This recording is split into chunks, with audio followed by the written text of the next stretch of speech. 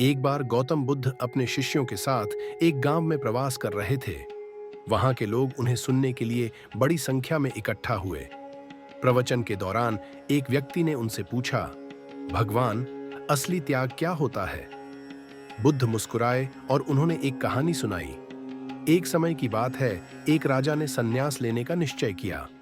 उसने अपना सारा धन, संपत्ति और राजपाट त्याग दिया और जंगल में जाकर तपस्या करने लगा। वह सोचता था कि उसने सब कुछ छोड़ दिया है। कुछ दिनों बाद एक दिन वह राजा जंगल में ध्यान कर रहा था। तभी एक किसान वहां आया। किसान थका हुआ और भूखा था। उसने राजा से खाने के लिए कुछ मांगा। राजा ने कहा, मैंने सब कुछ त्याग दिया है, मेरे पास तुम्हें देने के लिए कुछ नहीं है। तभी वहां से बुद्धिमान संत गुजरे। उन्होंने राजा से कहा, राजन, तुमने केवल अपनी बाहरी चीजें छोड़ी हैं। असली त्याग का मतलब दूसरों की जरूरत को अपनी प्राथमिकता बनाना है। अगर तुम्हारे पास भोजन नहीं है तो अपने समय और मेहनत से उसकी मदद करो। यही असली त्याग है।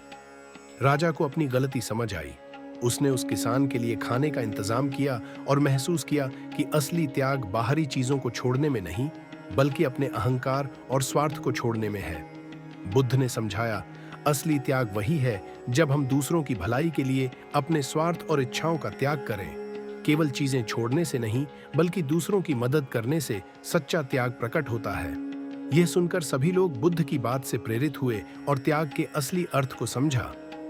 यह कहानी सिखाती है कि सच्चा त्याग केवल भौतिक वस्तुओं को छोड़ने में नहीं, बल्कि निस्वार्थ भाव से दूसरों की मदद करने में है।